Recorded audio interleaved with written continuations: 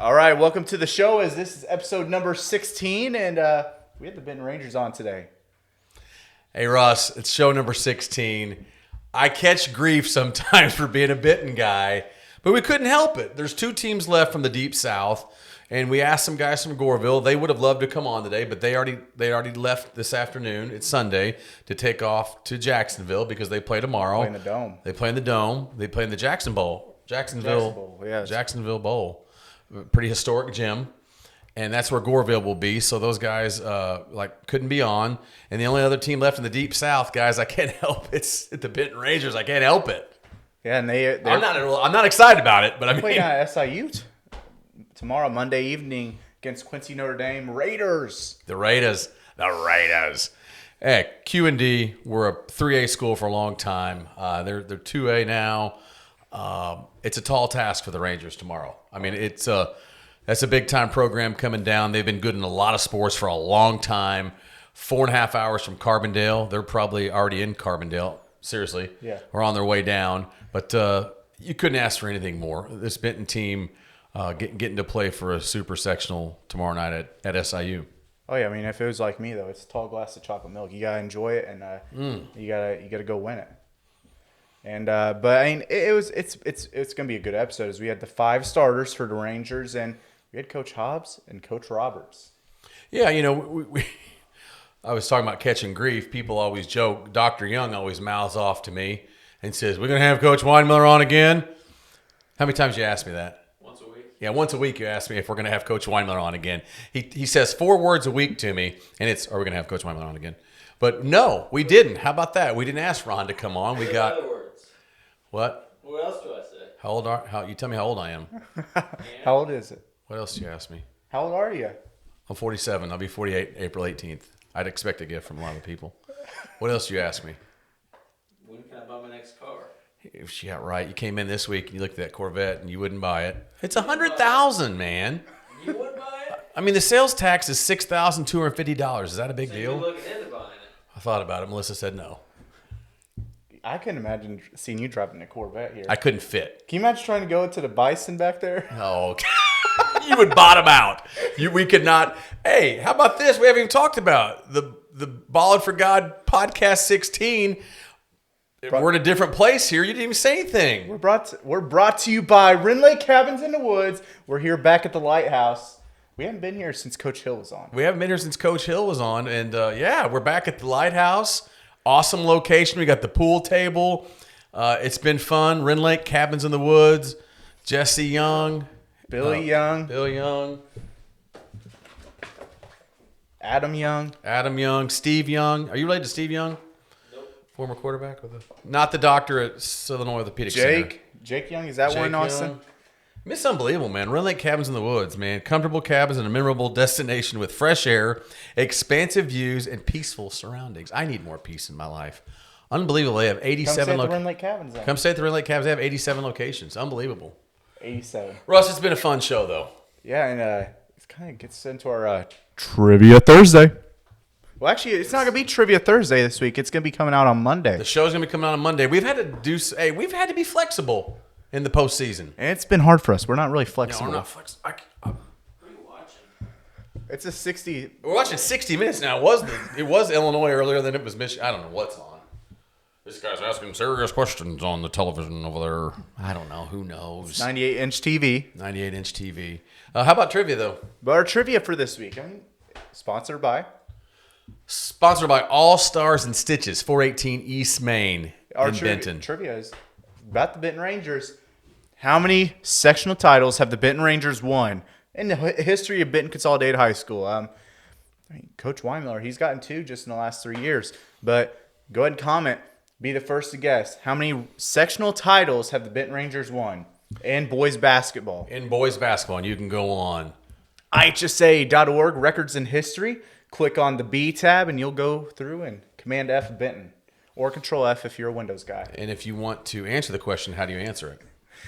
You comment on Instagram, TikTok, or Facebook on the reel, or you can comment on YouTube, the video of the podcast. It's been a lot of fun, Russ. I mean, we gotta get the sponsor. Who is it? Don't you have the? Yeah, I've got it memorized. All Stars and Stitches, 418 East Main in Benton. 35 years they've been open. Dave and Penny Severin. They do screen printing, embroidery. They do T-shirts, banners, signs, medals, trophies, plaques. They can wrap your vehicles. You can do it. I don't have the cup today, but they've got the awesome like Yeti-looking cups. They can put your logo on there. They're involved, man. One side's got Joe's Pizza as well, one of our other sponsors. Yeah, one side's got Joe's Pizza and Pasta. They do our Player of the Week. But yeah, All Stars and Stitches, 418 East Main. We appreciate them sponsoring us. They make stuff for us, and we appreciate that. And what's their fine phone number up there? The phone number for All Stars and Stitches is 60 minutes is going off.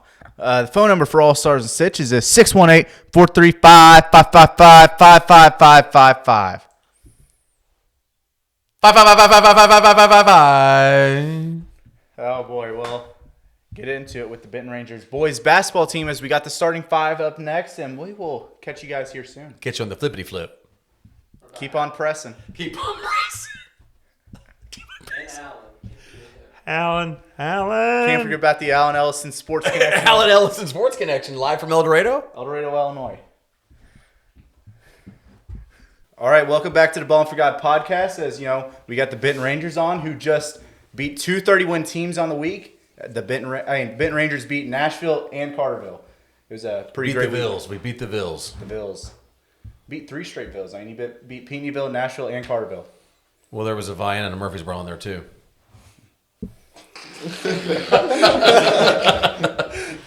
I will say one thing. We've had a bunch of, 16th show? Yep, 16. 16th show. We've had a bunch of shows. We've never had five guys, so I'm going to make sure you keep talking. I'll break the light.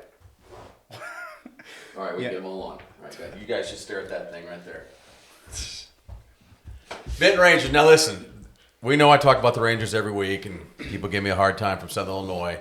I couldn't help it, guys. There's two teams left in Southern Illinois. They're one of them. Goreville. We were going to have Goreville guys on, but Coach Tripp's already got them on the road. They're heading to Jacksonville. And How many Bills are in the state of Illinois? 2,408. Not for sure, but that's what we're going with.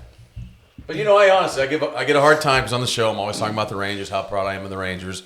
We would have had anybody on this week if Carterville would have won. We'd have Carterville guys here, but hey, you guys won, so they're the last 2A team left in the Deep South. They are.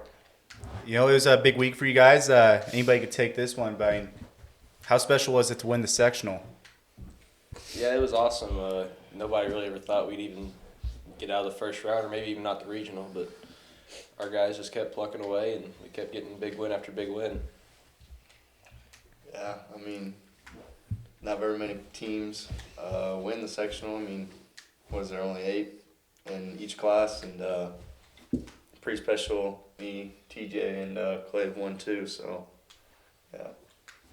I think it feels great. It's obviously my first time being in this position, but I feels really good. And then, I know these guys have done it before, but this is the first time, and I couldn't be more excited to play on Monday.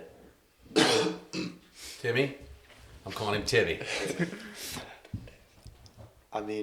All year, I heard people a lot at the beginning of the season saying we'd be a 500 team at best, and if we got lucky, we'd win a regional. Like Nolan said, we're back in the Elite Eight for our second time in our high school careers. I think that we just play together well enough that we can play off each other. We can know when somebody needs to go get a basket for themselves, and that's what's got us here. Here's the thing, guys, and I'll be blunt. Obviously I bleed maroon. The 3 of you guys, if you cut me, it's maroon. 3 of you guys were sophomores on a team that went to the state championship. How much does it come into play? Does it come into play at all? Does it come into play a little bit that you were a freshman, you were in 8th grade, you 3 were sophomores, and you 3 were at practices every day with those guys, with Bills, with Melvin, with Munoz, with Doc, all those guys. Obviously, the seniors that graduated last year, you were with them. How much does it come into play that you guys have been around this? It's not like it's not deer in headlights when you get to this level. Yeah, I feel like me, Clay, and TJ, we've seen what we had to do or what other teams had to do to win, and then that it really helps us know what we need to do. Yeah, I think I don't know. I thought it was a really special trip, but I remember when we came back from the state tournament that Coach Weinmiller just gave all the credit to you guys for help preparing the team. Just saying, did it help you, guys, any just getting to be on that stage, getting to see that Champaign and getting to play on the U of I court? How much did you guys enjoy that? And just looking forward to that this year, your senior year. I think that from me watching it, my perspective, I just wanted to get the chance to play in it too, and now we have that chance, and it's just drove me personally. TJ? Come on, TJ. Come on, TJ. Pretend you're shooting threes here. Here we go. Shoot it, TJ! I mean, I think being The quiet one.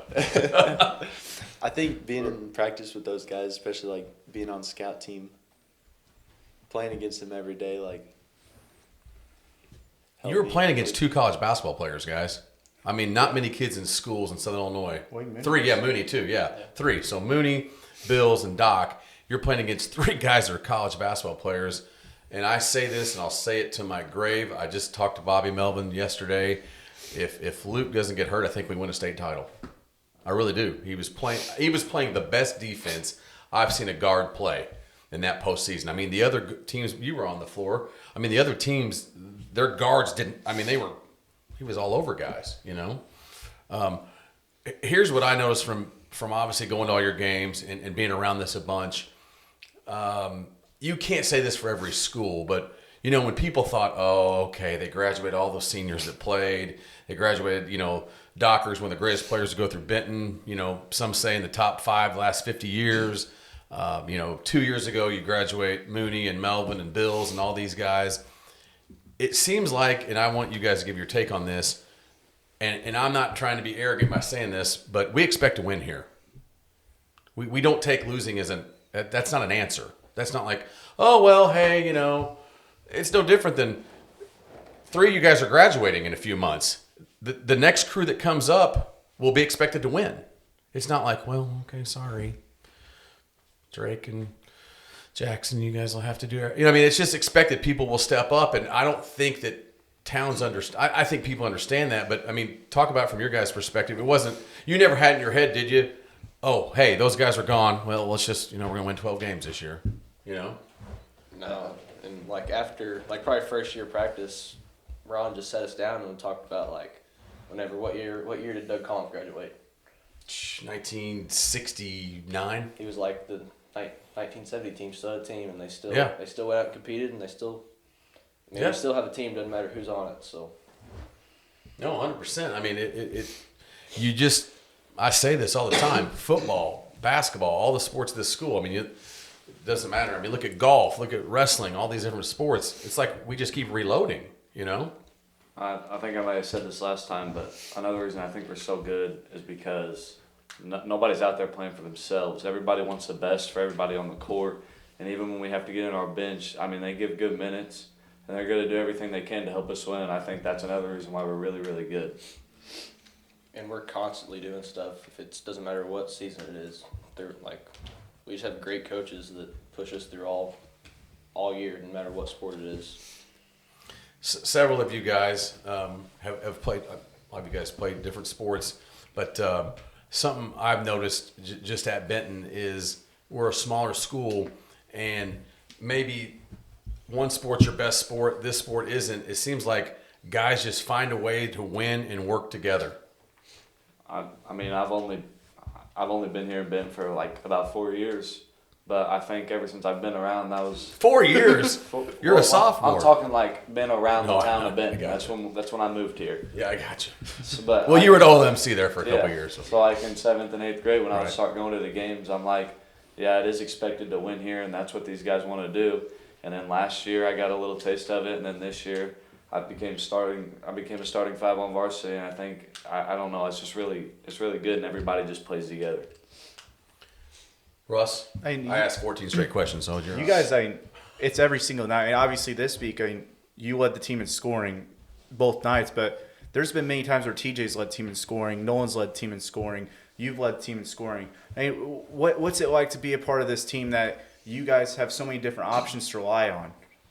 I think it's great because it's so hard for a coach to scout us, I think, because if you say, okay, we're going to go guard Nolan this game and face guard him, well, then TJ's going to go off. And it's the same with everybody else. We got everybody that can score from all three levels, and it's just, I think it makes us really hard to prepare for.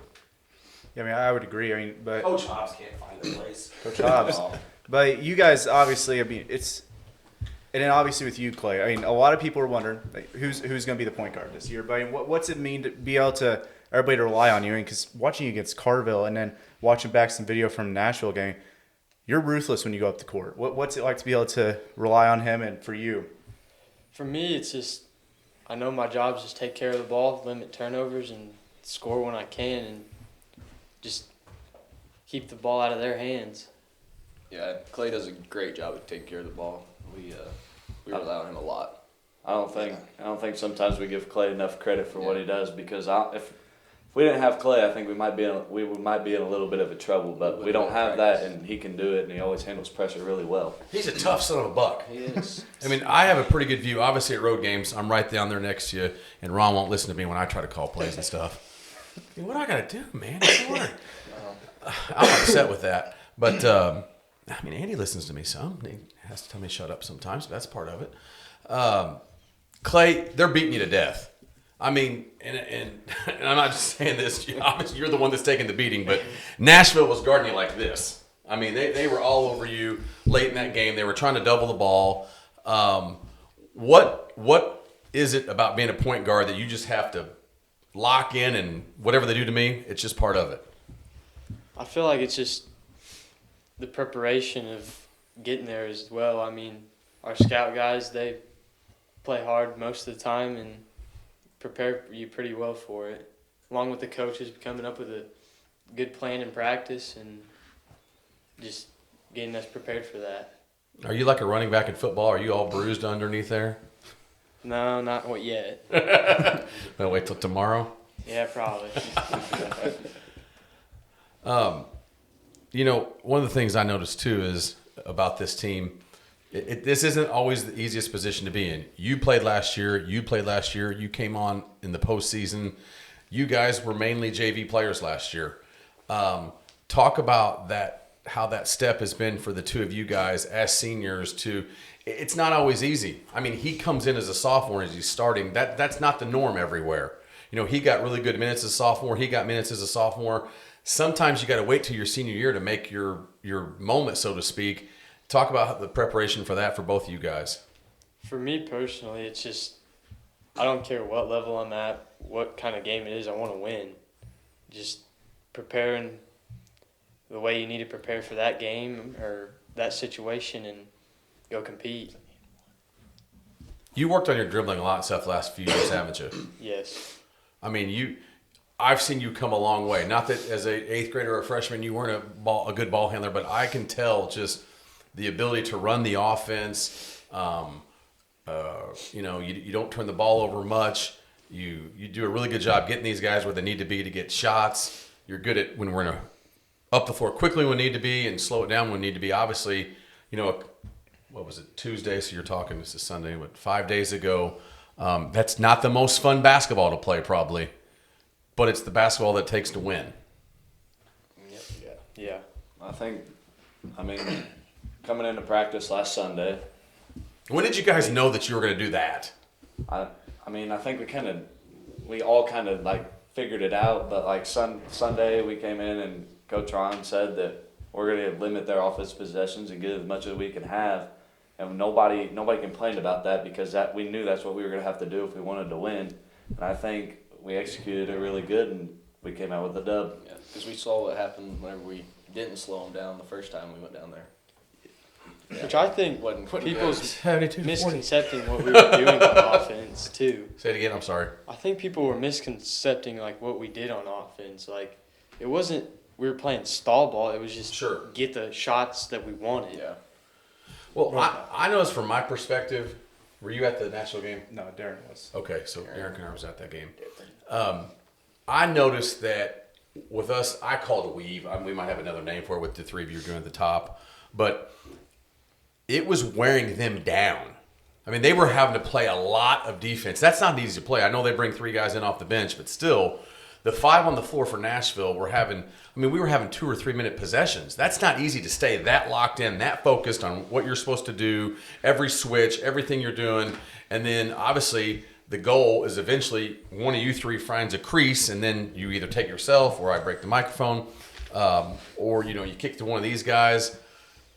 That's tough to defend. I mean, I'm sure for you guys, we were on offense most of the time, but for those Nashville guys, that's not easy. Well, Coach said that if we could get long offensive possessions, that they were going to start getting antsy and start jumping passing lanes or finally break down. That's exactly what they did. And we got shots at the rim, and that's what we wanted to get. Yeah, for you guys as well, with those long possessions, you guys had to play defense still too. So that's a lot of wear and tear on your guys' bodies. What kind of goes into that, and why do you guys take so much pride in that type of play? I just think we're so disciplined defensively, and we can go sit down and get a stop anytime we need, and that's what keeps us in ball games, especially in the overtimes we've been in, all 3 of them.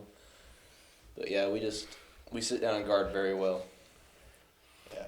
Okay, TJ, I'm going to ask you this. As a shooter, Drake said it. All you guys have talked about this. You could go to some small school and they'd let you shoot it 35 times a game. I mean, honestly, let's be honest, guys. If you could go cook at Glacier, probably make 40 a night. Sorry, I only use Glacier because Russ's dad went to Glacier, right? Yep. Yes. But how much better is it to be on a team that tomorrow night's playing for a Supersectional at Carbondale? You've had to give up some things. I mean, am I wrong, guys? There's schools that would let him. He would just be chucking. Yeah. Talk about that from a shooter's mentality to just being a teammate. I mean, obviously you get to play in bigger crowds. I mean, even regular season games like against Pinckneyville with a packed crowd, I don't think any other school that wins 5 games a year would have that.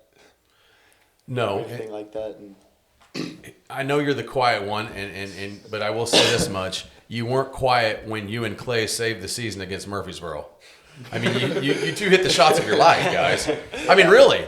We're not sitting here 44 seconds ago in that game, we're down 6, and I'm saying a lot of bad words under my breath. You can ask Ryan Skibo. We sit right next to each other. And McCombs was 1 seat down, and Sheriff Bacon was right next to me, and we all had some fun things to say. Not real, we were not real happy. But seriously, you guys as seniors, what a way to step up in that game. I mean, you hit the 3 right before you step into 1. You don't shoot a ton of 3s. And then, TJ, you hit the shot of your career. And now look where we're at. How did it feel to make those shots? Felt great.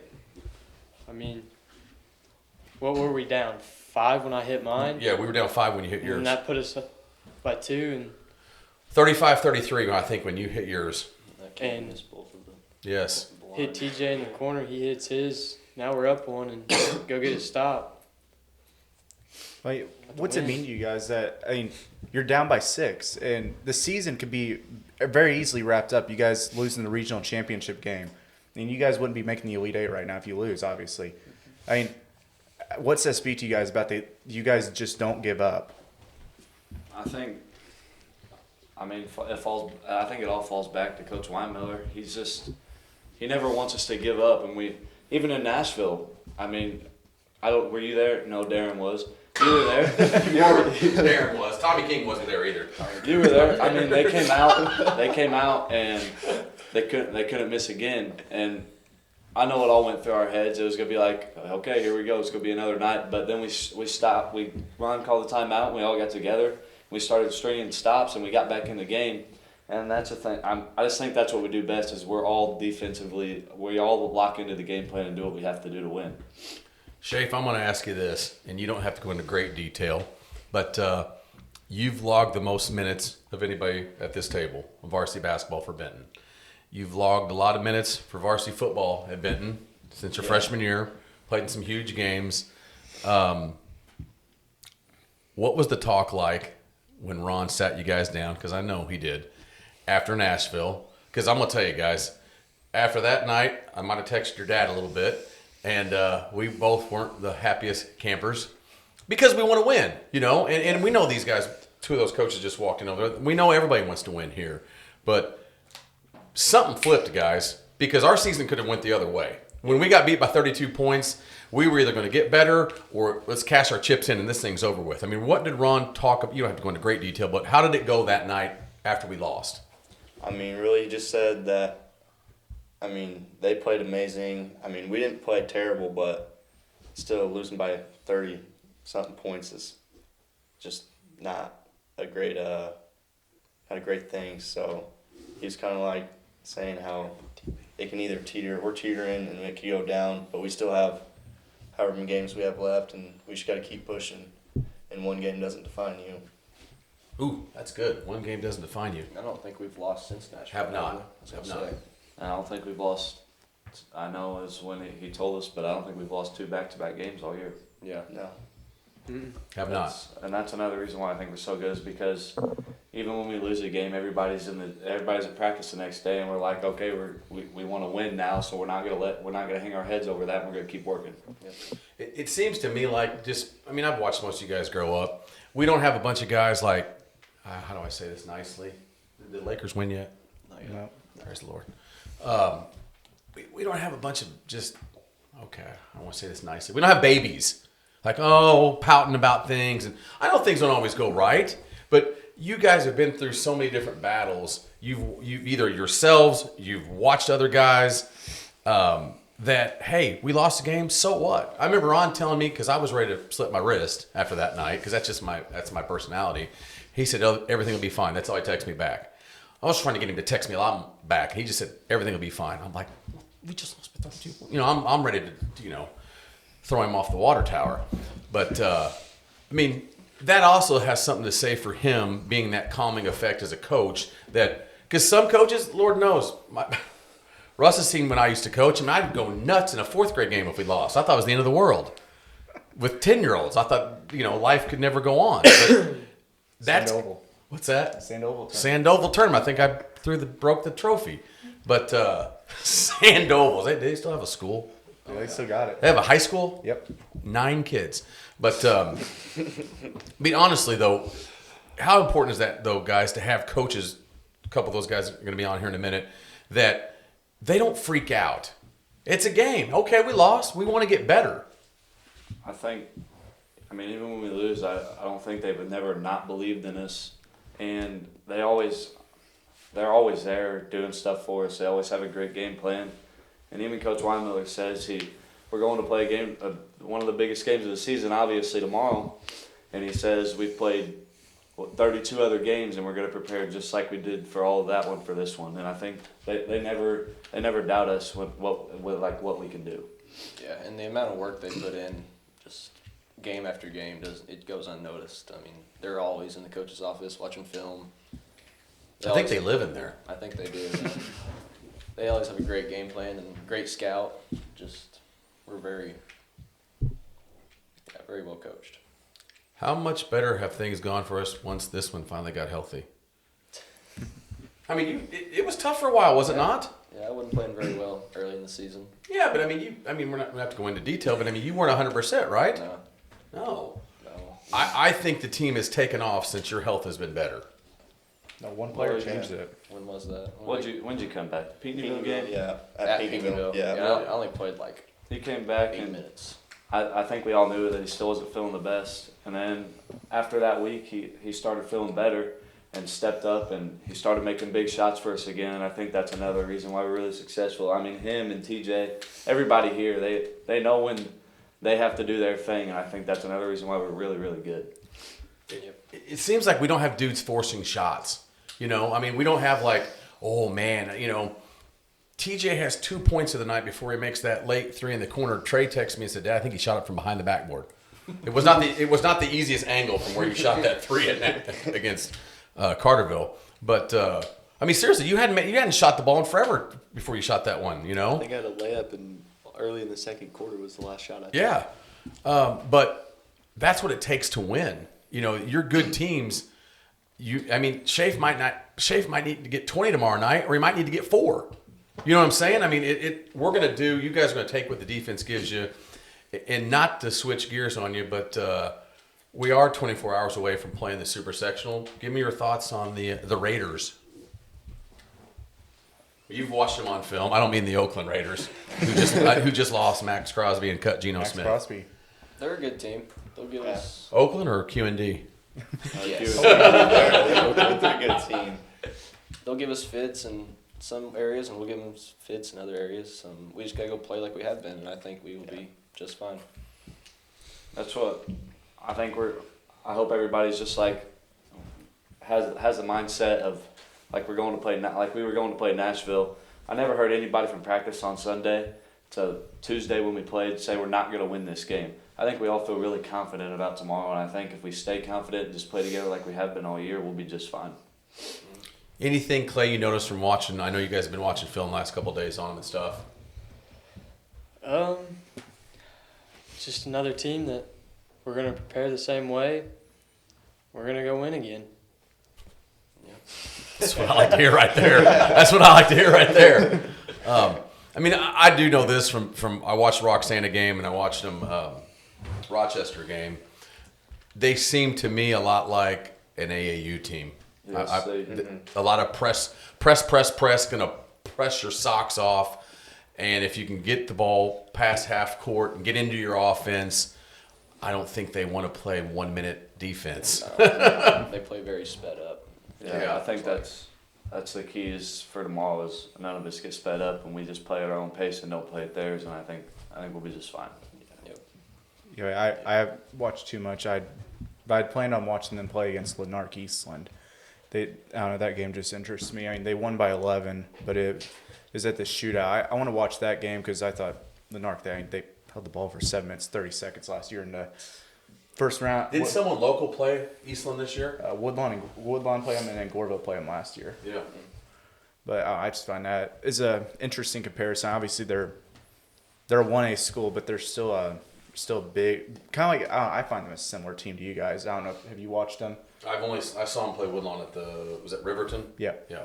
They were big. Yeah. They were very big and physical. I noticed that they go by Eastland or Lanark. Where do they go by? I believe they go by Eastland. They're in Lanark. I couldn't believe they were a 1A school when I saw them play at Riverton because they had like 2 dudes that were 6'4" to 6'6" that looked like They're in Woodlawn. tight ends. I mean, they were big, physical dudes. And then QND beat them by, 11? Yeah, 49-38. Yeah. Q&D's got some size.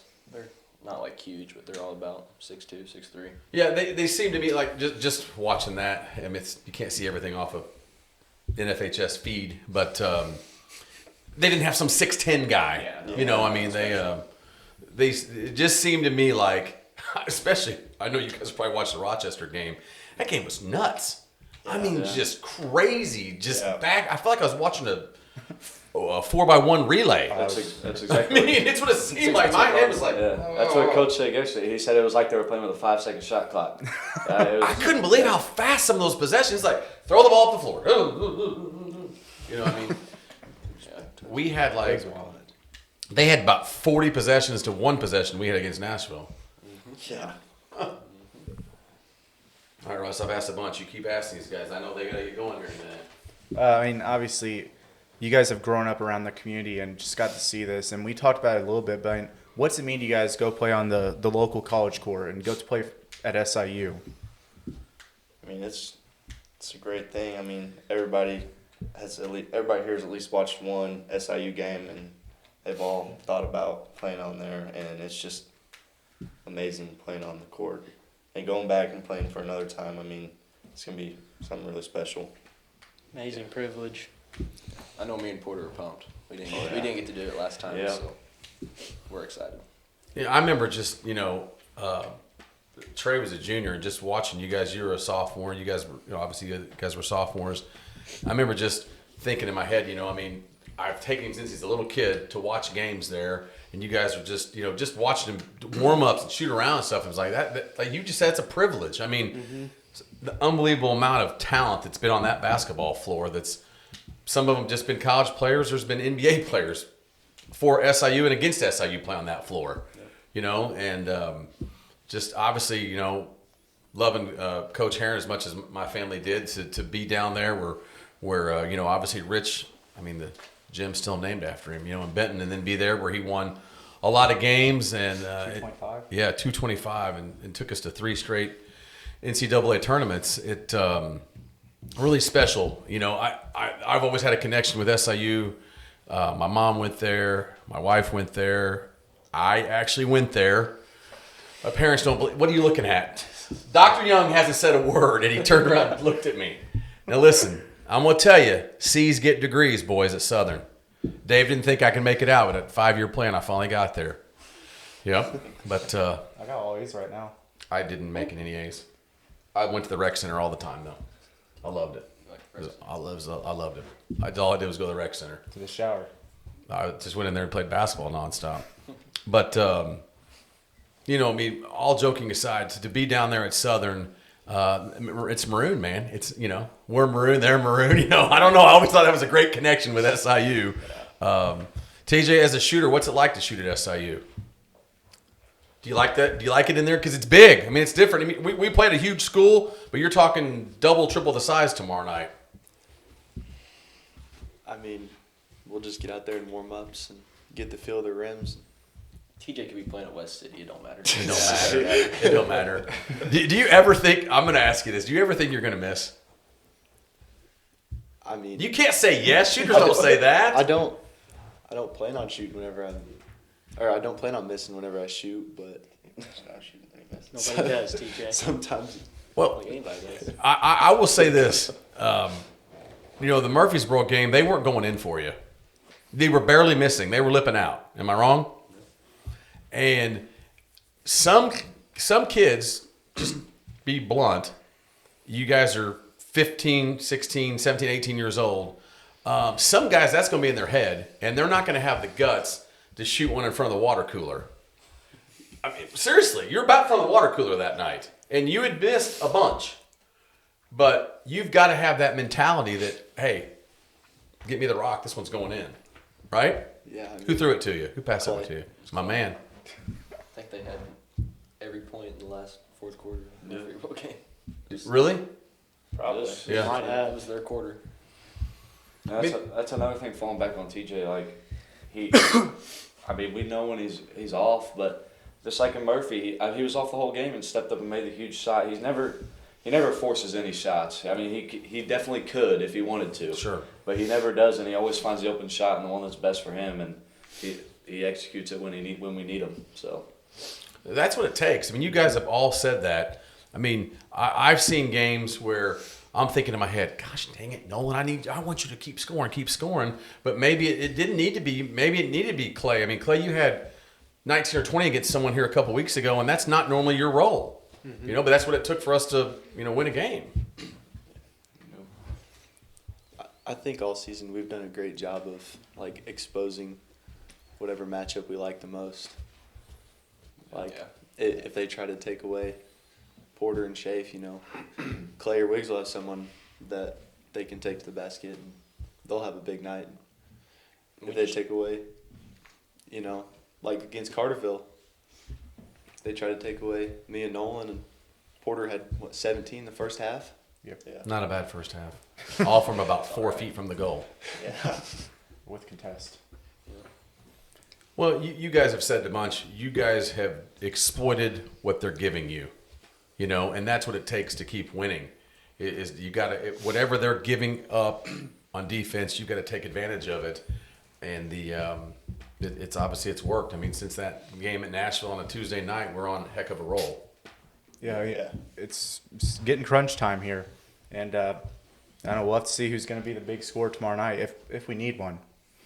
We'll see, and obviously we'll be there tomorrow night, right? Oh yeah. Obviously, I got to do the book, man. Keep the book. Got to keep the book. Oh, my Lakers are up by 11. What? 3:42. It's too much time. It is. It's making me nervous. Say this though. Last thing I'm going to ask you guys, for I know you guys get out of here, but most of you guys grew up over here as little kids, watching guys play. How cool is it? Well, I mean, you came here in 8th grade, didn't you? 7th or 8th? 7th grade. 7th grade, excuse me. I mean, I look back. I mean, this is me just having two boys, you know, play for Benton. I look back and I've seen some highlights. You guys, this is how weird I am. I look on my phone when Ronnie and I were running Future Rangers. I look back and I saw a game the other day with 4th grade basketball, Nolan and TJ. TJ's got shorts that are about down to here. Future Ranger shorts. It looks like he's wearing pants. You know what I mean? And I knew it was Nolan because he was taller than everybody on the floor, you know. But, I mean, it's really cool as a dad, and that's why I've had a lot of dads come on here with their sons and talk about this. It's pretty awesome to see guys grow and get better. But talk a little bit about that. A lot of you guys were Future Rangers and now getting the chance to play at SIU. I think You weren't a Future Ranger. I know what I'm saying. Hey, I was for a year. You were.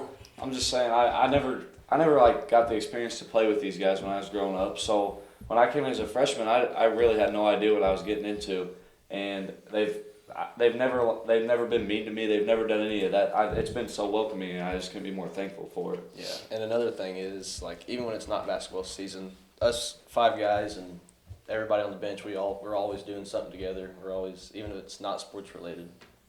Jackson, I've known you a long time, and I'm going to just ask you this. Talk about the guys that aren't here tonight. Oh, yeah. And how much they've helped you guys get to the 5 of you being here.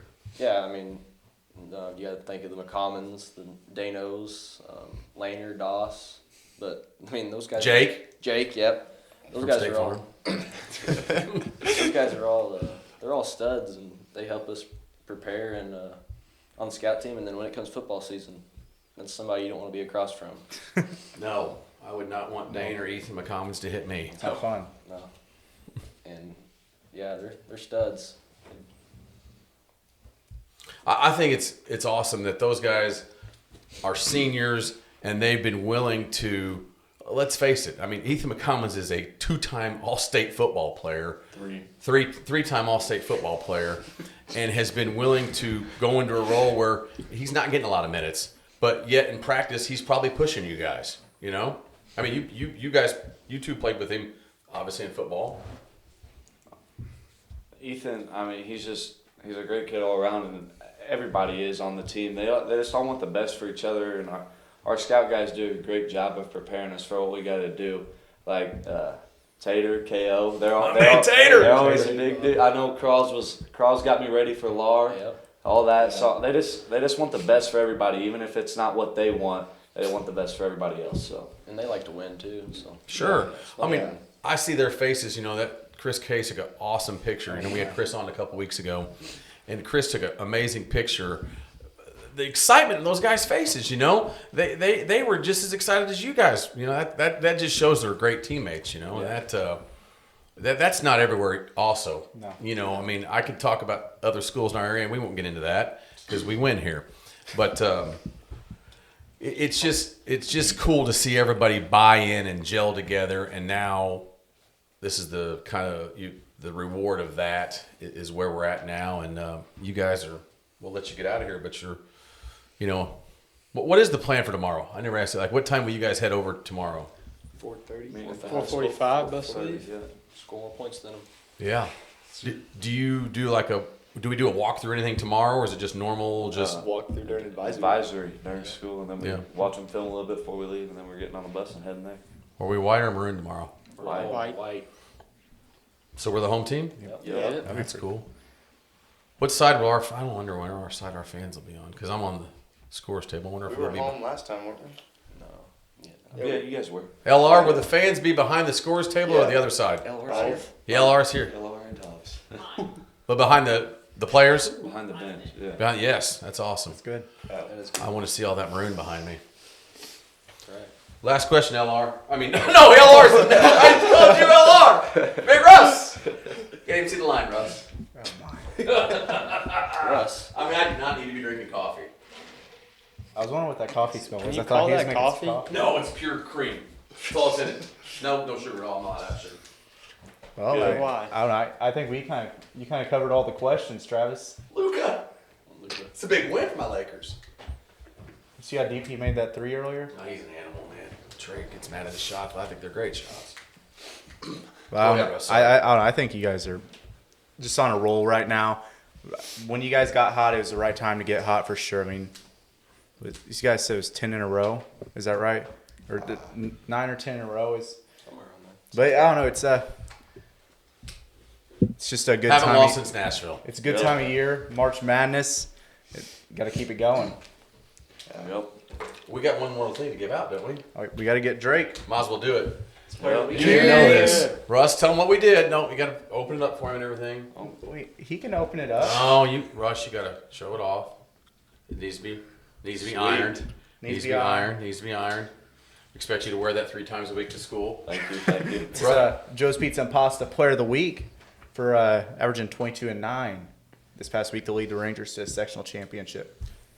Russ does a really good job with Ballin4God. I mean, he's at all these different games. He's shooting all these videos, and it's amazing all the work he puts in. Plus, he's a full-time student at SIU, and he texted me. He said, hey, are we going to allow voting? What should we do? We even asked Joe's Pizza and Pasta. Grady Furlow is one of our fine sponsors. We even asked Grady, and we usually, because a lot of weeks we have voting for this, but we thought, you know what? There's only a couple teams left in the area, and Russ took the liberty and said, hey, let's the 3 of us will vote. Yeah. It was unanimous. Unanimous decision, 3-0. It's 3 Benton guys, so it's... Well, Grady's a Thompsonville guy. yeah, great. He was assessor than a Thompsonville guy. Yeah. He's migrated over Benton. He is marrying a Benton girl. Yeah, I mean, that's our Player of the Week for this week. And obviously they get to go down to SIU Carbondale. Spring break down there, so everybody should be cleared out. You guys stay off the strip. Just go right to the game. Just give me good advice.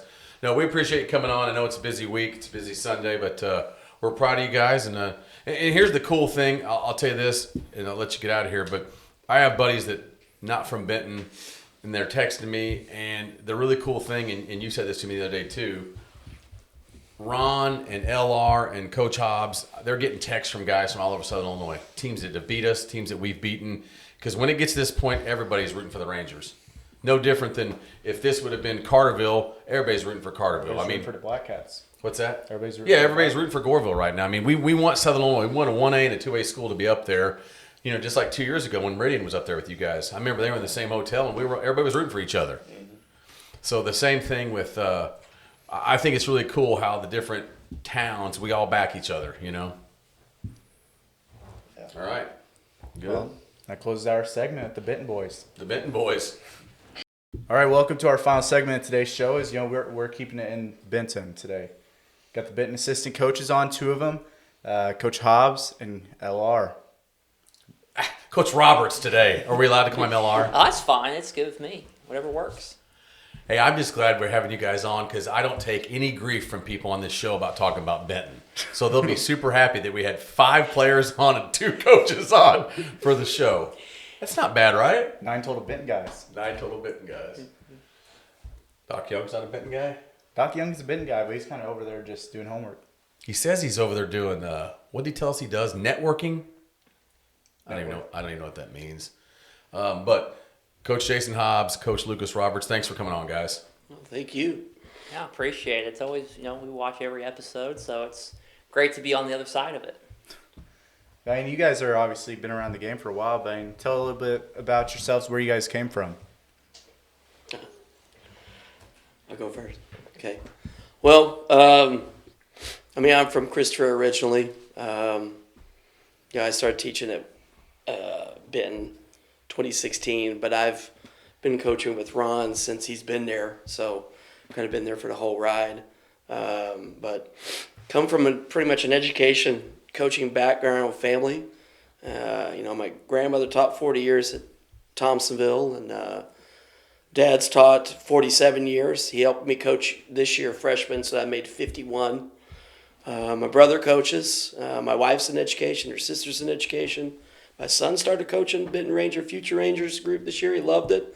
So it kind of runs into that. So we're pretty much we played all sports, the Hobbses did, but we're pretty much a basketball family. So we kind of live and breathe all this stuff.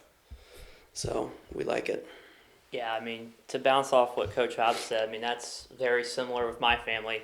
Come from 2 educators. My mom's taught for over 20 years. My dad's been it probably for 15.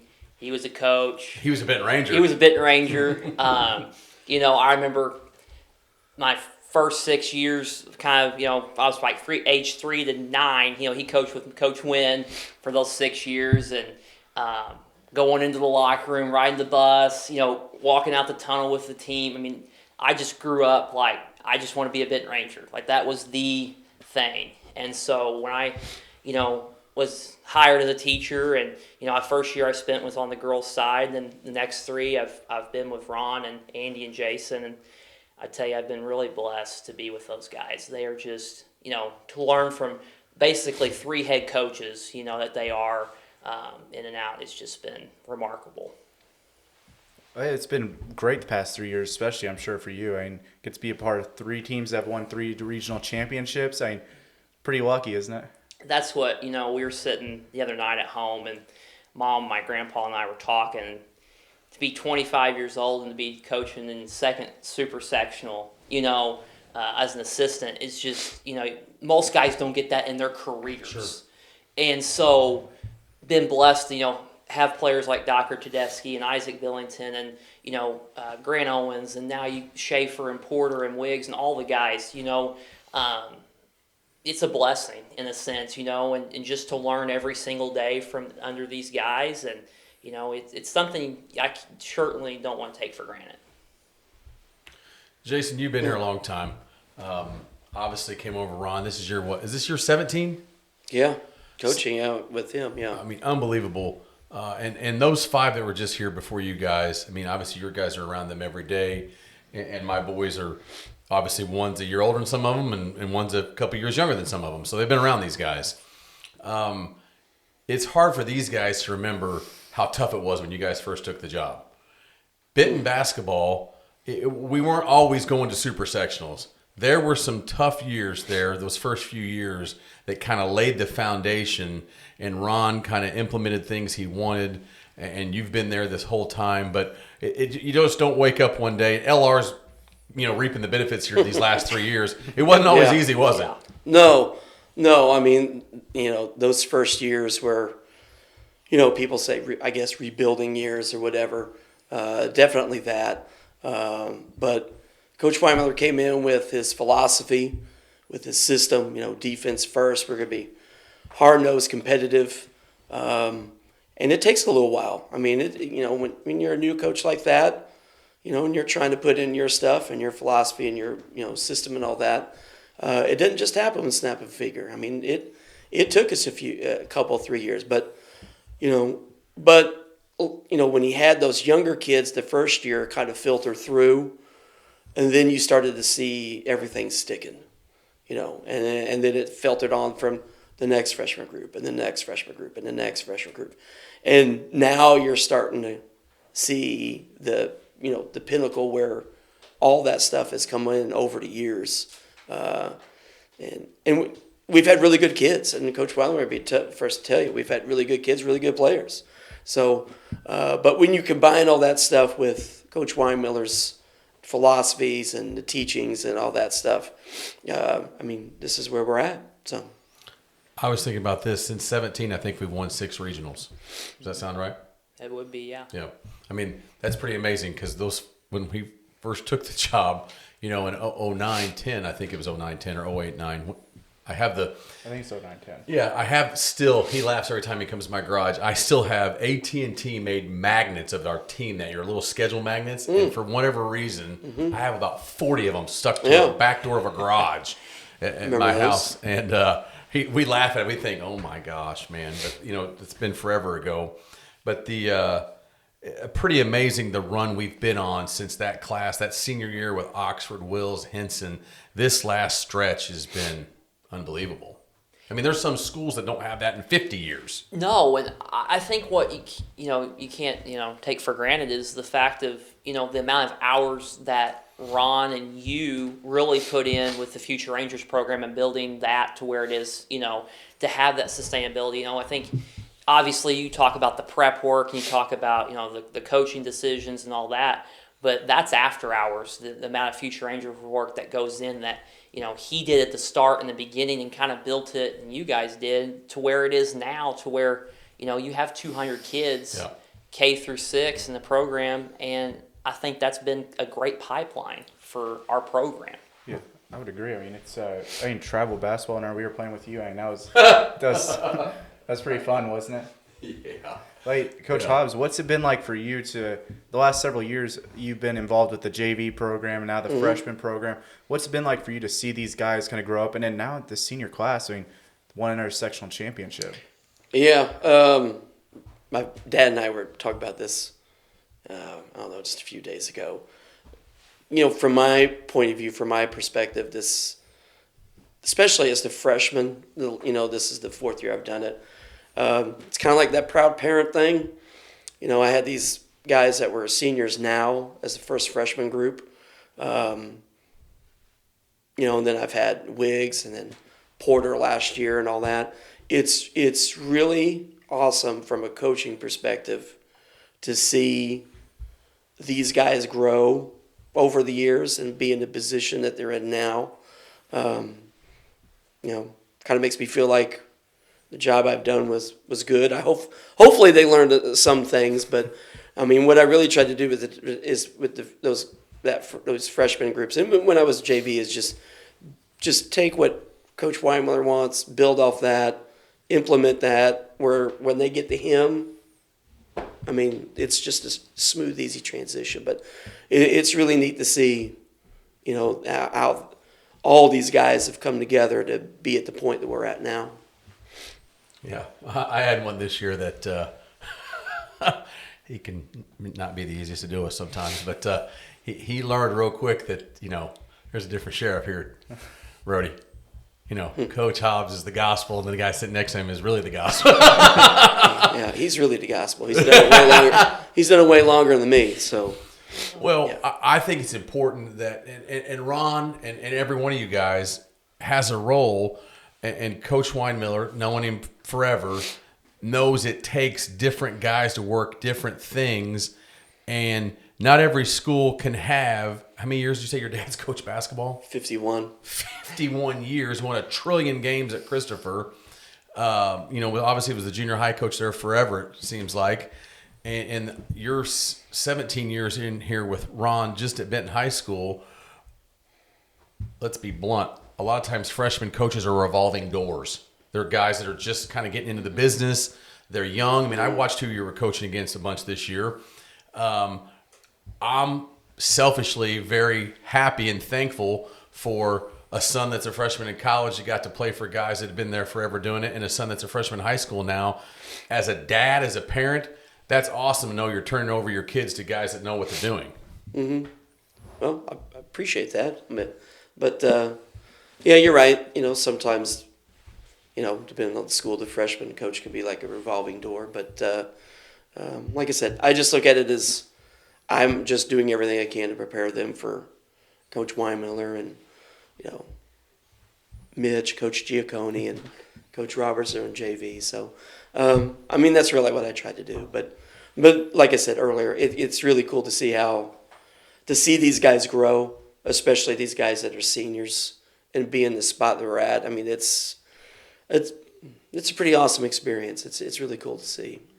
I said this to TJ earlier, and I hope he understood it as a 18-year-old young man. He's had to buy in. If TJ Hamilton goes to some little podunk school, he's shooting 40 times a game. Mm-hmm. And sometimes for us to win, he shoots it twice. You know what I mean? Mm-hmm. Yeah. And not every kid's ego can do that. You know, not every kid can just be like, hey, man, I'm a pretty good shooter. I might, you know, I could go to wherever, and they're going to let me just chuck it, and I'm going to score 23 a night and look like a star. Mm-hmm. Or I can play here where there's some nights maybe they need me to get 17, and some nights they might need me to get 2. Well, and I think that goes back to what Coach Hobbs said, Coach Weinmiller's system. You know, he's implemented since day one. You have to play defense. Yes. You've got to be hard-nosed on the defensive end.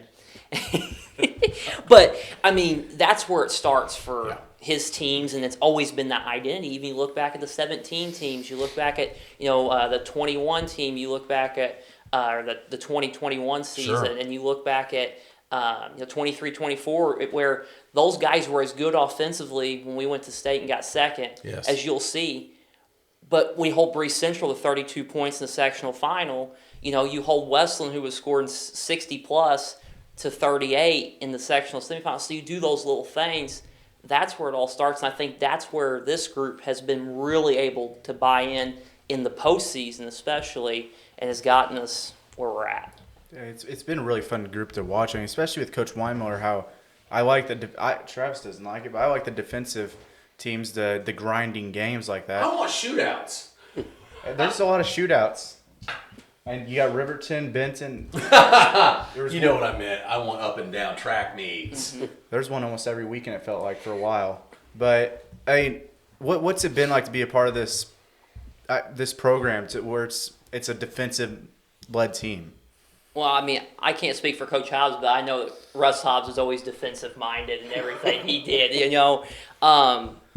I've never, seen a staff that's put so much implementation on just simply on the defensive end. And we are going to focus on this, and then our offense will score, given this and that. But the game planning, the prepping, they're constantly watching film. They're constantly, we're all sitting together.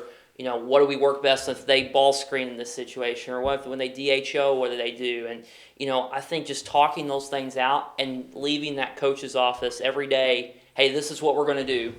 There's no change in it. We're going to come out and have a game plan. And I think that Coach Hobbs and Coach Sloan and Coach Weinmiller do a terrific job with that every single time. I don't think there's been a time we've left that coach's office with a game plan where we felt like, I don't know. I think every time we've left, it's been like, we got it, man. That's what we're going to go with. It's what we're going to take. But LR's right. We work really well as a staff, all of us. Coach Weinmiller, Coach Sloan are two best defensive coaches around at Southern Illinois, in my opinion. And we all share things what we got to do. I don't think people realize a lot of the stuff that we do to just stop certain things, that will give us some, just that one little advantage and everything. But I don't think there's been a time this year where we've left that coach's office with a game plan where we are like, I really don't know. But everyone we left, we're like, we're good. So we'll put it in tomorrow and we're ready to go. What switch flipped after we got beat by 32 at Nashville? Something had to flip, guys. I'm telling you, I said it to the boys earlier. I was ready to slip my wrist, and I write a message to Ron about this long, and all he says back to me is, "Tell my phone, we'll be fine." I know we went in the locker room that night and kind of sat down and said, "Hey, we're going to go this way or this way." You know what I mean? And the boys have bought in, and our defense has been a lot different cohesively since that night. It looks like to me. My dad always told me, in the length of the season, which basketball's a long one, you're going to have a game where, you beat somebody that you shouldn't. You'll have a game where everything clicks at least once and you beat. And then you'll have one game where nothing goes right for you. And that was it. Let's face it. Nashville's a really good team. We felt like, like I said, we had a really good plan going in, but, they'd hardly ever missed. Oh. Not that game. They shot the lights out of it.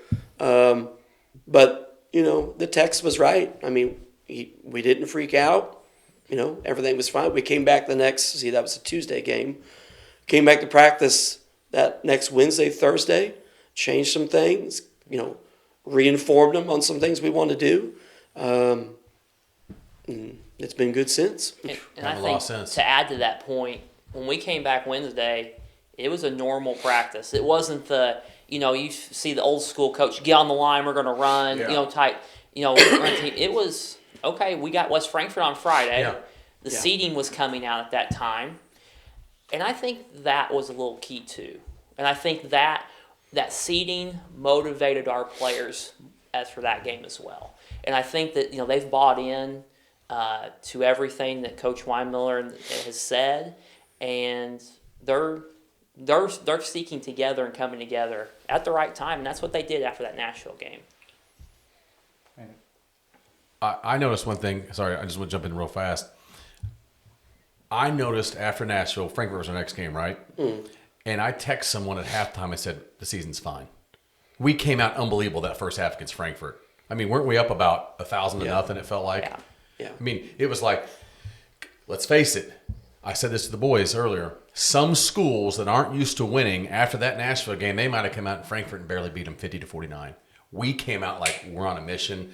We're a great team. We're getting better. We're getting better every week. And boom, this is Benton basketball, and it was whoo. I know it's your mom's alma mater. Sorry. No, it's fine. I mean, we get it a lot. Living in Benton, having half your family from Frankfurt, half from Benton. I like seeing your dad wear that. Grandpa wearing all that Ranger stuff, though. Oh, the minute I signed to be a Benton Ranger back again, he was all in. I mean, he's got more Ranger swag than a Redbird at all, for sure. I mean, he's all in. Is Unc wearing maroon? He's still not, that gold and navy. I saw him in gold and navy. I saw him and Jason Varner. I saw him and Coach Varner. Keep working on it. But, like you were talking about that Frankfurt game, I just think that these guys were purely motivated, because they felt like, the seeding and the way it went, and, they felt like they had something to prove. Yeah. It became a moment of, hey, we know we're okay. Did they feel slighted at all? I don't want to speak for them. Okay. How about you?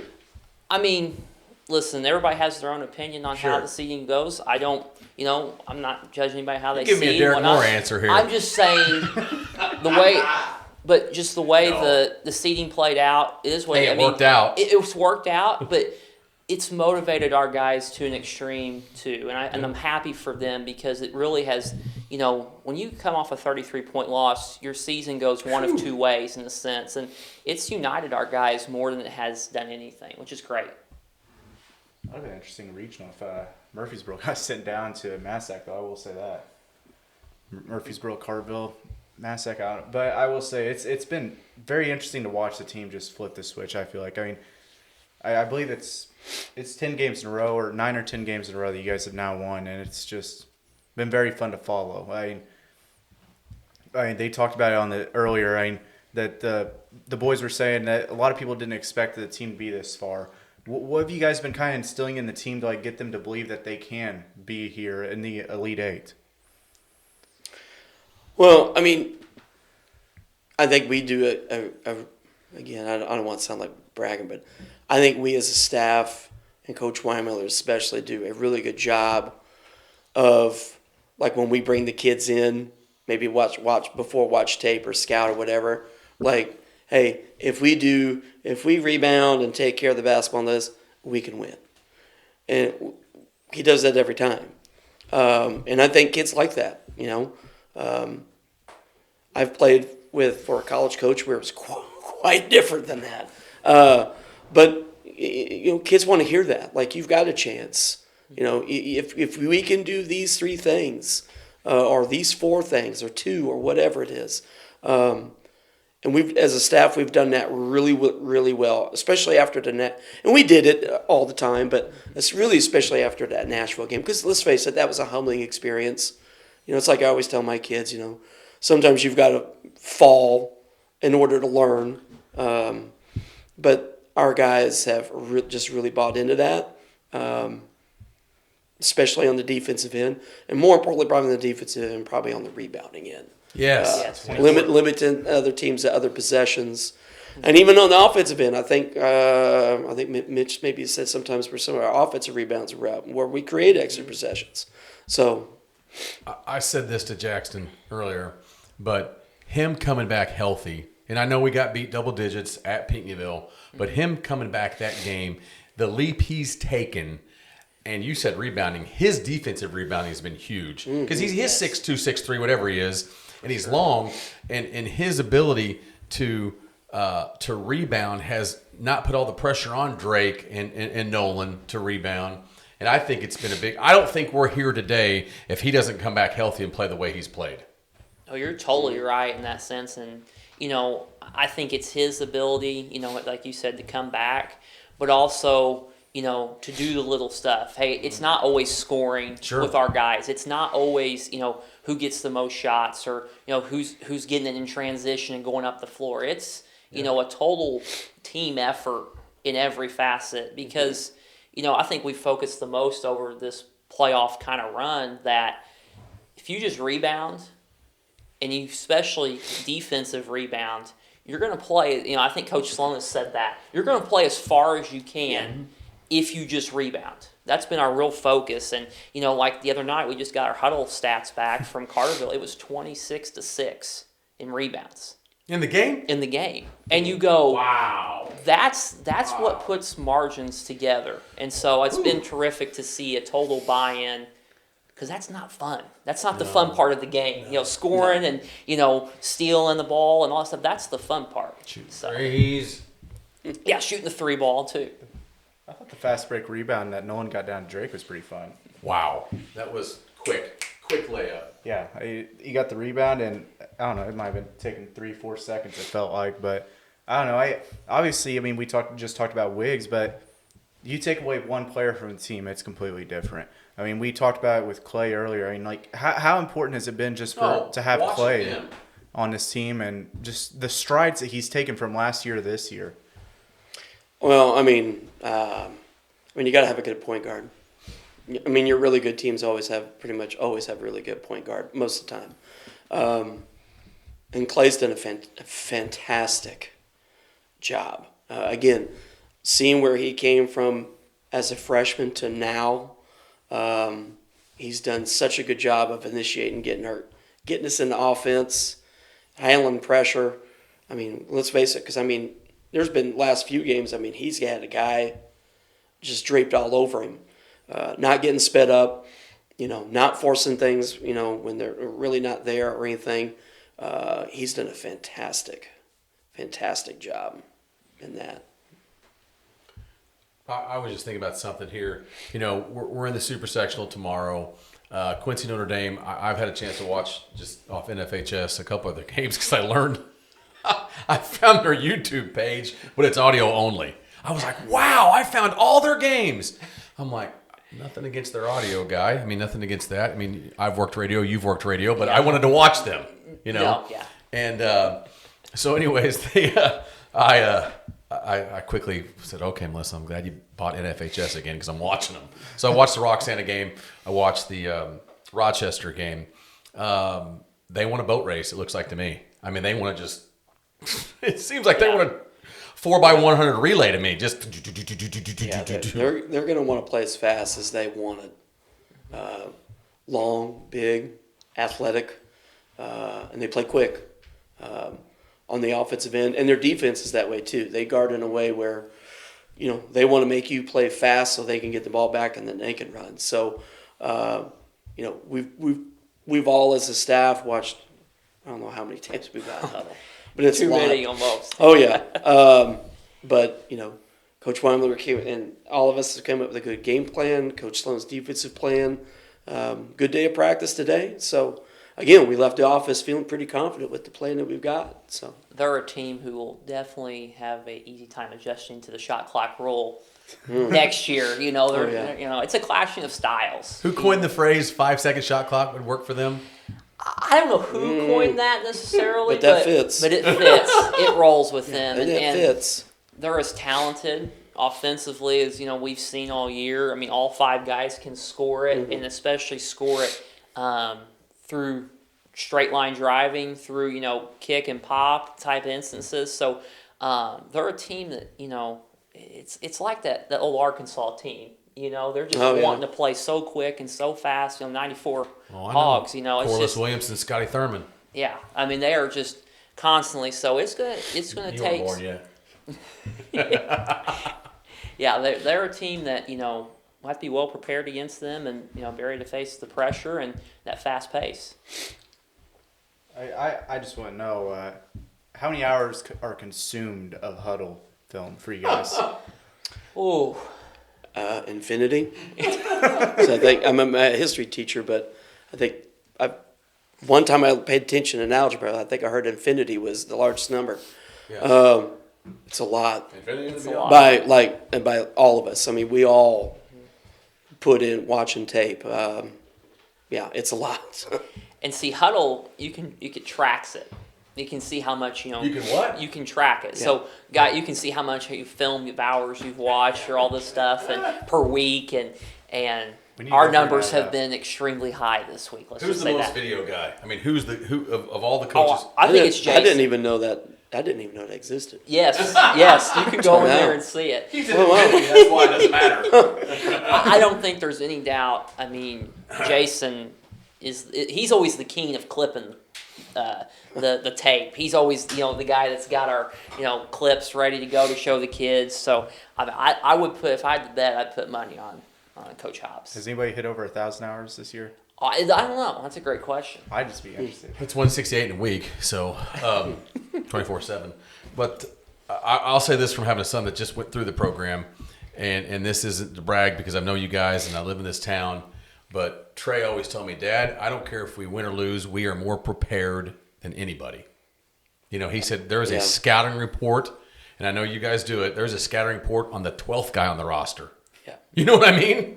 But that's all credit to Coach Weimiller.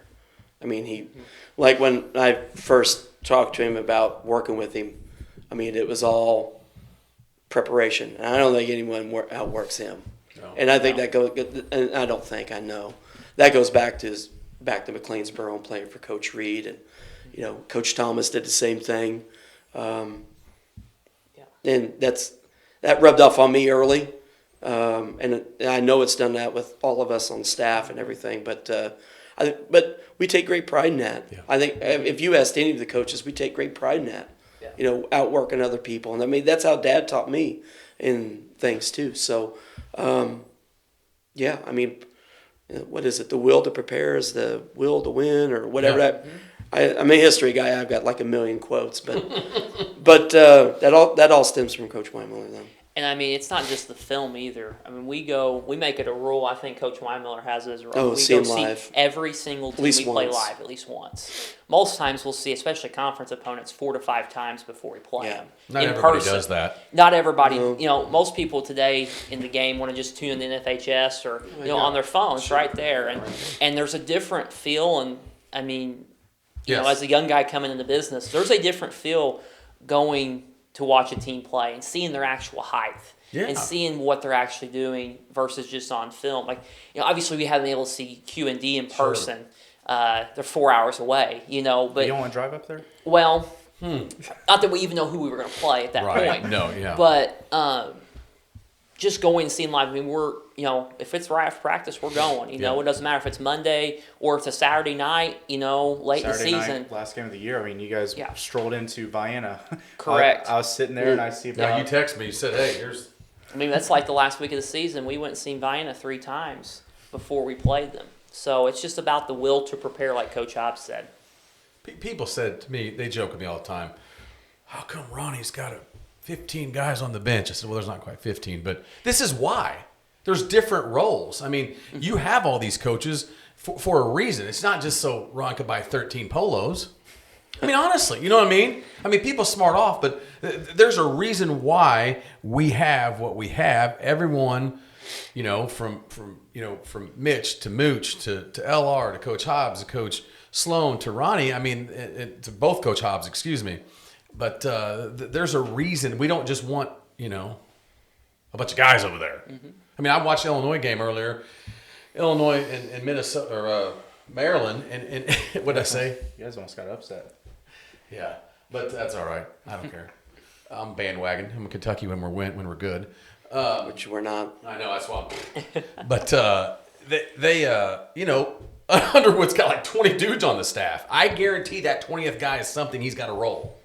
Oh yeah, for sure. And and everybody knows their role too. I think that's what's been so important to this is that everybody kind of has their job and what they do. And we meet as a staff every single year before the season starts, after the season, middle of the way through, all those things. And, we focus on one particular area, specifically, and then we kind of help wherever else is needed. And at the end of the day, it's for the kids. You're not making a career living doing, the coaching stuff. It's because, we have a passion for this, and at the end of the day, we want to win, but also we want to develop great student athletes at the same time. Yeah.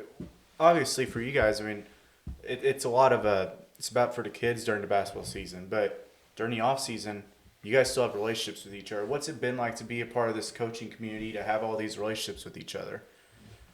Oh, it's been great. I mean, I've made lasting relationships. I mean, like, for example, it was pretty cool, but after Friday night's game, get in the driver's ed van, pick up my phone, which is blown up, and like right there at the top, I get a text from Casey Wiley, who was for a while back there, he was our freshman coach for a couple of 3 years, lives in I think down around Orlando, Florida. Just those things, like at off season. We all get along very, very well. I mean, it's just been great. I mean, LR and I, we started playing golf after school. Yeah, we play once a week. Played once a week. It was kind of cool to just, and I think that's what's good too. We every once in a while we'd get together and just not talk about basketball, because sometimes you got to get away from it a little bit. But it's been great. I think LR mentioned it. I mean, I couldn't be more blessed to work with all the people that I have had in the close 28, almost 30 years over my coaching career. From Dad to, when I was at Waltonville grade school, people helped me out and worked there. And then here, with Ron and everybody. And I mean, you don't get that every place. You said that. You don't get that every place. So it's truly a blessing.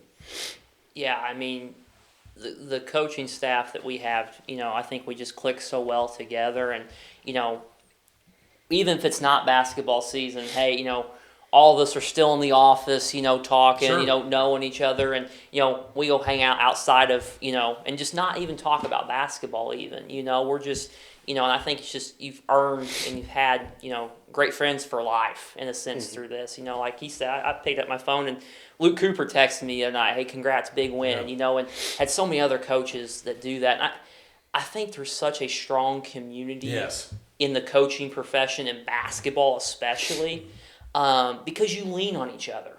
I mean, we've leaned on so many coaches, this postseason run, 2 years ago postseason run where, if they need something, we're going to help them out and they're going to help us. And I think if you don't have that, you can't be successful in this game at all. No. Because it's a group effort. And you don't, like Coach Weimler said, he said it the other day, he's like, you don't know it all. You got to lean on other people to help you in these times. And we've been very fortunate to build relationships and have them that are lasting. Mm-hmm. I'll say this, and I know you guys got to get out of here. We get 24 hours from playing a Supersectional game. But I said this to people all the time. Chris Case made a poster for me in my office. It's our season schedule. And so guys would come in there and they sit down at my desk and they go, there's 31 games up there, or could be 31 games up there, and what are we going to win this year? And some guys be like, we'll be 19-12, or man, I don't know, 18-13, or since some guys be, no, I think we'll win 21. We'll go 21-10, or we'll go. But the consensus that people would say, I probably had 20 people do it, they thought we'd win between 18 to 21, 22 games. And I said this to my boys the other day. I said, I don't think people realize it'll be the same thing next year and the year after that. Ron and you guys have got us to a point where we expect to win every year. It isn't like, oh gosh, sorry, we're going to go 8-30. Can't go 8-30, but you know what I mean. 8-23. Let's go on a run. Yeah. Sorry, you know what I'm saying though. 8-23 would be the most worst you could go. But does that make sense? Oh yeah. We're gonna plug guys in. You graduated a ton of seniors last year, and Clay and TJ have moved right into those roles, and they've done an awesome job. And when those guys graduate, you're gonna plug X, Y, Z into those roles. And does that make sense? For sure does. I mean, that's not everywhere. Some places it's like, oh Lord, we're done. But I think that's the foundation that Benton basketball was founded upon, that consistency. Yes. I mean, you just, you look up in the rafters and you see all the regional championships, how many in a row you see the Sweet 16. We've won 40 now. 40 now. 45 with, 46 with districts added into that, previously. But there's a stat for there's one. There's a trivia question you can throw in. But you just think about that. I think that's what Coach Weimiller has said. He always says this to us. He goes, this isn't my office. This is Coach Heron's office, that I'm just, staying here for now, and he said, it's just one of those things where you just keep that tradition of what Rich built and build off of that. And I think Coach Miller and Jason's been there for the whole time. They've done that and more. And I've been really fortunate to be around these guys and just, leapfrog on the train to roll with them. All he knows is winning. Yeah. He wasn't there in 09-10. No. I was a little guy. No. I think my cousin was a sophomore. I think I left and those guys were sophomores, I think. Yeah. Weren't they sophomores then? I believe And so, yeah. Cody Smith and Trey Garrett and all those guys. We're going way back. Yeah, that's way back. Yeah. And they became some dudes, though, Yeah, by their they senior did. year. Yeah. Yeah. But, Russ, last gotta ask. question for these guys. Is more Purdue basketball or more Benton Ranger basketball on in the coach's office? Well, unfortunately, since Coach Giaccone's been around, Yeah. it's been more Purdue. Yeah. But to be real honest, I'm okay with that because my team's Yeah. we're trash right now. So I'm good. I've just kind of accepted it. I don't think they're in the tournament. I'll tell you. I think they're in the tournament. they in? I think they'll be in the tournament. Okay. Although we're playing Wednesday for the first time ever in the conference tournament. I got my tickets for St. Louis. I was all excited because I thought, they're going to be. Lenardi had them in St. Louis, but they're not in there now. So I told Carson, I said, well, we'll just go see some other good basketball teams play. And all that. Lenardi. St. Louis is a Friday, Sunday, isn't it? Mm-hmm. Yeah, because I think my dad got Friday tickets. Yeah. Yeah, I mean, I will say moods are sometimes dependent on the Purdue win and loss in the coach's office, especially Kentucky too, though. I mean, there's no more diehard fans than Miller and Giacone with their Boilermakers, and then Coach Hobbs squared with, the Wildcats of Kentucky. I love when I get on trying to talk about Illinois. God, he gets so mad. I love it. Yeah. Oh, man. You can't watch those guys. I'm on the bandwagon when they're good. You know what I mean? I'm on the Kentucky bandwagon most of my life. But when they're bad, I'm like, Illinois is doing good. Yeah. That's not bad. It's only 2. I mean, when I was a kid, it was But UNLV. 2 power programs. 2 power programs. When I was a kid, it was UNLV, though, man. I loved I loved Stacey Augmon. Stacey Augmon, Larry Johnson, man. Anderson Hunt. Yep. Kentucky and SIU. Kentucky, that's whew. Well, Southern didn't quite. They had been playing well before Drake. Yeah. They were actually doing pretty good. 16-16 they finished, I think. Yeah, and they were 8-13, and then they went 8-2 the next 10. Russ, finish it up with these guys. Well, I don't know. I just appreciate you guys coming on. It's getting really hot right now. With the season, you guys are just blazing. I mean, going into the postseason. I mean, But just going into the SIU Supersectional, I just wish you guys the best of luck as second time in 3 years, and obviously we'll be there, so we'll have to see what you guys can do. Thanks, guys. Yep. Appreciate Thanks it. for having us. Yeah. And that's how we awkwardly end that segment. All right, welcome back to the Ballin4God podcast. As you know, Travis dipped out of here early again. He said he doesn't want to help clean up today, but we're here and we're wrapping up today's segment as it's sectional final week. I mean, it's super sectional week, state finals week. We just wrapped up the sectionals with Waltonville and Centralia. They both fell, but Benton and Goreville, they move on. The Benton Rangers beat the Carbondale Lions after beating Nashville earlier in the week. The Benton Rangers beat 2 30-win teams. They beat Nashville 41-39 at Nashville, and then they beat the Carbondale Lions 58-43, and Mr. Drake Porter led the team in scoring with 29 points and what an outstanding defensive performance. We talked to Lucas Roberts, one of the assistant coaches. He said that Benton out-rebounded Carterville 26-6. 26-6! Benton defense was just outstanding, and 31-10 at the half, 58-43 was the final. It was just a really, really just very perfected week for the Rangers, as many people did not expect the Rangers to get to this point of the year. And now we're moving on, and it's Super Sectional week. And let's talk about the Goreville Blackcats as well.